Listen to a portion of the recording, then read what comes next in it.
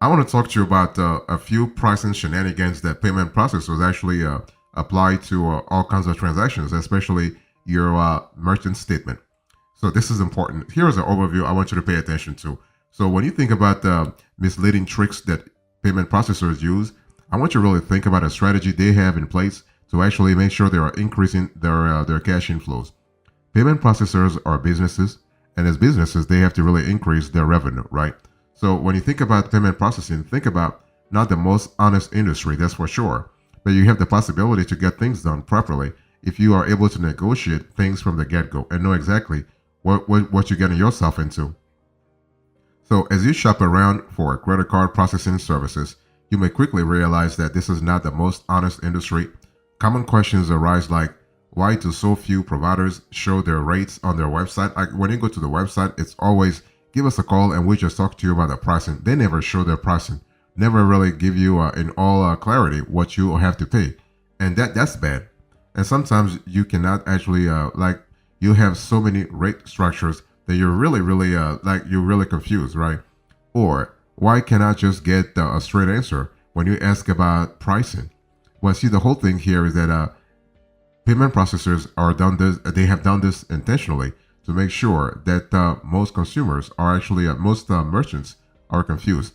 Now, I'm not saying that all payment processors are dishonest. I'm just saying that the industry actually thrives on a layer of let's say opaqueness. Okay, that's really sad, but it is what it is.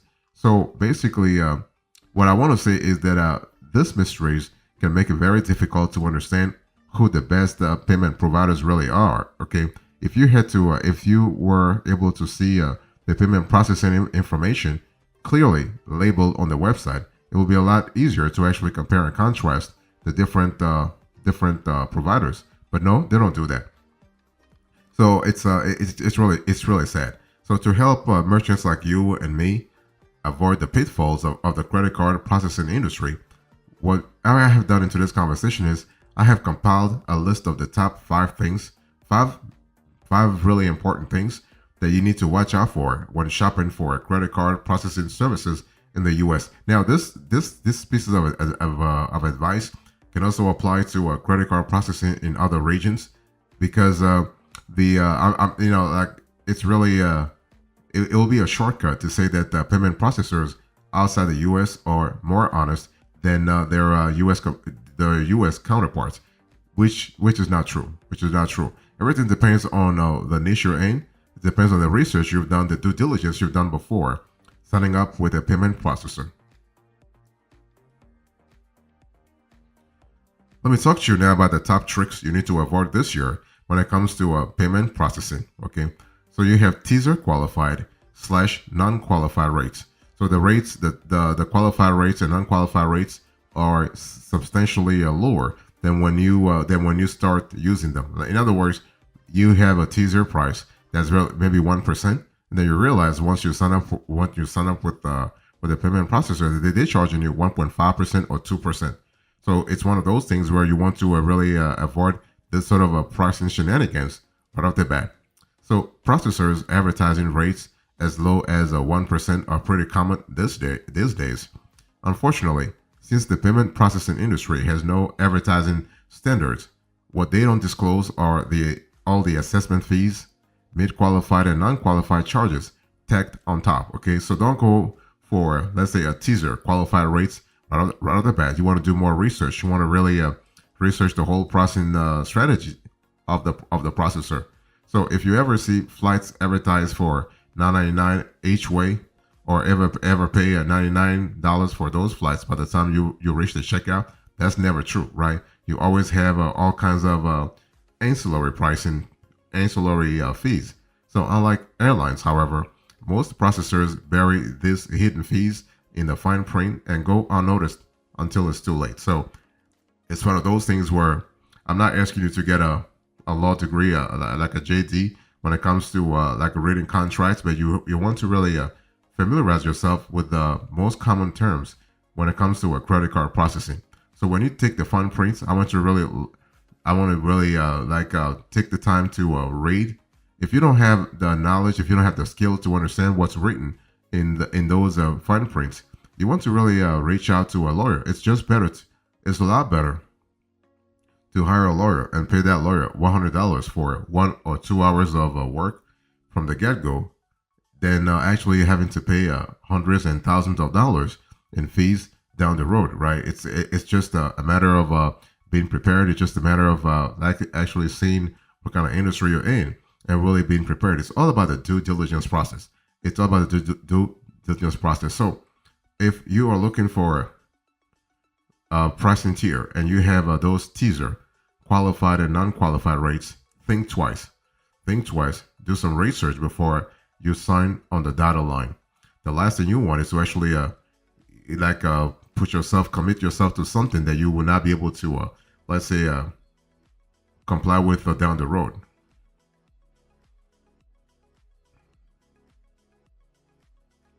You also have PCI compliance fees. Okay, so I'm just walking you through the top 5 misleading tricks used by payment processors. So besides teaser qualified and non-qualified rates, you have PCI compliance fees. Let me break it down for you. So basically, what happens here is that many processors have recently started charging annual, quarterly, monthly PCI fees, and that's really bad. But hey, listen, it is what it is. Especially during COVID, because during COVID, everybody was home, and those payment processors, they realized that, hey, listen, their business model was really in danger because there was no revenue, there was no transaction being processed through their networks, and they were really they are in danger of actually closing shop. So what they did was, as opposed to having those PCI fees on an annual basis, now they're charging this fees on a monthly, on a quarterly, or even on a bi-monthly basis. Okay, normally a payment processor shouldn't be charging you PCI fees because it's really understood that PCI compliance should be part of their business model. Okay, because you cannot really be you can't be doing credit card processing and not complying with PCI. I mean PCI standards. Okay, PCI DSS. That's the long form of the standards. So some will call this breach like a breach coverage or security fees.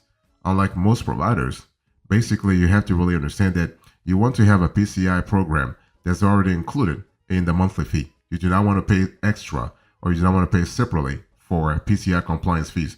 That's really not how you want to do things. And what I want to say here is that PCI compliance is actually an industry-wide standard. So it doesn't matter where you are at, whether you are in Canada, you are in the UK, you are in other countries in Europe, you are in Africa, you are in Asia. You can actually come across payment processors that are charging you PCI compliance fees. Now, one thing for sure, as a merchant, you do need to have PCI compliance. You need to comply with PSS DSS standards. That's for sure. But it's just better to actually have the fees or the compliance, let's say the compliance fees lumped into one simple fee, as opposed to being broken down into multiple fees. That's really something to really be aware of. When you think about the top 5 misleading tricks used by payment processors, I want you to really think also about annual fees. I mean, that's really bad, but hey, listen, it is what it is. Annual fees are really bad in the sense that they are taking advantage of those fees are actually taking advantage of a lot of merchants. So instead of being upfront about the monthly cost of your service, many processors will bury some of their costs through annual fees. And the annual fees are pretty convenient for them because they know that a lot of customers don't pay attention to what they're paying once a year versus what they're paying once a month, right? If they were to charge you this every quarter, every month, maybe you'll be a lot more paying attention than if they were charging you once a year. So basically, a lot of payment processors, they bury this in their contracts, but they charge you a lot. I mean, annual fees can go all the way from $59 all the way to $399. $399, that's a lot of cash, especially if your transactional volume is not enough to cover those fees. Okay, that's one thing to really think about. So these fees usually range between $59 to $400. In some cases in Asia, for instance, those fees are lower, like $50 to $200. And so those annual fees are pretty hard to spot because processors, most of them, only have to sneak this by you once a year. Most times, they come in the form of an IRS reconciliation, PCI compliance, or simply annual membership fee. The thing is that why are they charging you for IRS reconciliations? I mean, you're not really you're not doing any tax situation with them. You're not really having a tax conversation with them. You know, there are businesses, you're a business too. They should be taking care of their business, and you should be taking care of your business as well. So why are they charging you IRS reconciliation? So don't really fall for those crazy names or those shenanigans. No, you do not want to have that. Okay, it's one of those things where if you have any concerns, if you have any question, it's always better to pick up the phone and have a conversation with the payment processor. That's the last thing. That's the easiest thing to have, and you want to have those conversations from the get go, like at the very beginning of your relationship with them. You want to ask questions that matter. You want to ask questions that are important, and you want to really make sure that you get the answers you need. Don't really accept very easy answers or like we don't know or this depends on your transactional volume. No, it doesn't. Those fees do not depend on your transactional volume. Those are fixed fees. Annual fees are fixed fees.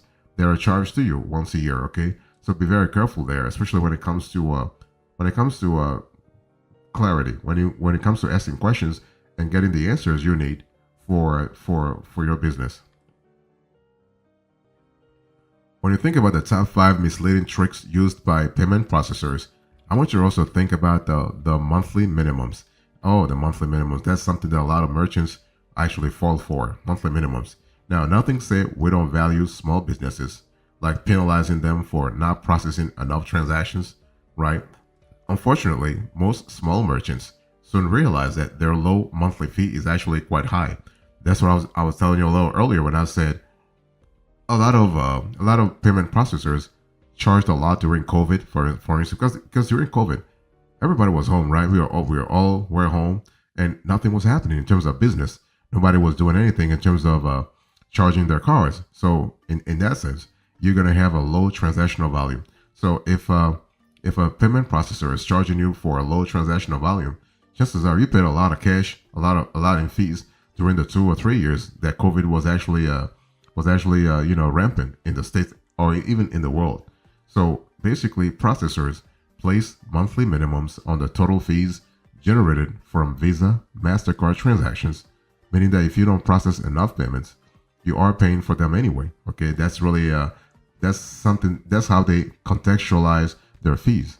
And to add insult to injury, some processors even call this low achiever fees. Can you imagine somebody calling you low achiever? I mean, you're trying to do everything to make sure your business is successful, that your business is profitable, that your business is bringing in enough cash flow, and somebody's really calling you a low achiever. So yeah, it is what it is. But hey, listen, those are the pricing shenanigans they play. Those payment processors play to actually charge customers more.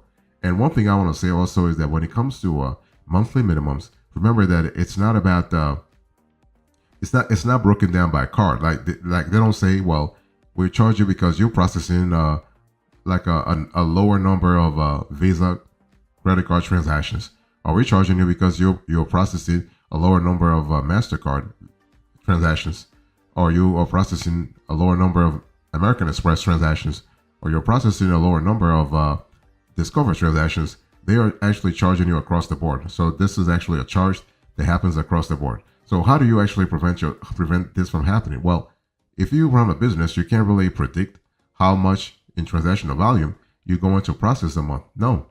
All you can do is to make sure that you increase your sales gradually or you increase your sales strategically, but you have no control over how the market will respond to your tactics, or the market will respond to your strategies. Okay, so how do you really cover yourself? Well, how do you cover your butt? Well, all you can do, again, going back to what I said, is to start a conversation with a payment processor before you sign anything. You want to ask the right questions. You want to ask and the timing of those questions must be important. In other words, don't fall for, let's say, a promotional campaign where a payment processor is luring you in with abysmally low rates, only to jack up those rates later on.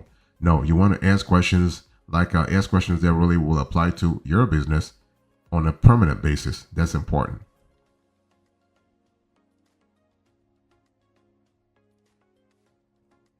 Next, I want to talk to you about another misleading trick that is used by payment processor when it comes to pricing. Those are contract cancellation fees. I mean, can you imagine? Contract cancellation fees, aka ETF. So most processors have cancellation fees or early termination fees, ETF. Okay, and those ETFs can go from anywhere from $300 all the way to $3,000, depending on the niche you're in, and depending on your geography too. Now, can you do anything about that? Can you do anything against that? Well, you can. You can. You cannot. You cannot because they are actually processing your payments. They are the one with the foundation, with the one with the tech to process your payments. It's either don't go. Either you go with them or you go with another provider, right? So the thing is that it's kind of similar to the monthly minimums. If you don't really reach the business volume that they are expecting, and you are not really satisfied with the whole conversation, with the whole contract, you might want to get out. You might want to exit the contract. But sometimes when you sign up with a payment processor, they want you to be committed for 2 to 3 years minimum. Okay, some want you to be committed for 5 years, and if you want to get out before then, you have to pay early termination fees. So maybe one strategy or one remedy, if you will, is don't sign a contract whereby you are committing yourself for many years because you don't know. Like business can go up and down, business can fluctuate. There are things you don't control. You don't control the market. You don't control how the market will respond to your products or services. All you can do is just run your business strategically and run your business smartly. Okay. So for you to really avoid those contract cancellation fees, please do not sign them. Do not sign a contract cancellation clause in the first place. And the best way to really prevent that is to actually read through the fine prints before you sign a payment processor contract. Take the time to read through the contract and ask questions. Ask questions. You can even highlight some concepts, some terms, some words that you do not understand, and ask questions. And if you have the budget for it, maybe hire a lawyer. Hire a lawyer to have the lawyer help you understand the negotiation. I mean, understand the negotiation process. Also, in terms of avoiding contract cancellation fees, you also have the possibility to negotiate. Let's say instead of committing for 3 years, you can say, I want to commit for 1 year. I want to commit for a shorter period of time to just see how the business goes or how the relationship goes with that particular payment processor. Because see, the thing is, when you have a payment processor, this is a two-way conversation, right? They have to like you and you have to like them. They have to like you in terms of how much money you are generating for them, and also the industry you're in, like how risky your business is for them. And you have to like them too in terms of their customer service, in terms of their payment processing model, how they actually process your payments, and how fast they take care of your customers in terms of answering like questions, answering all kinds of questions. So that's really important.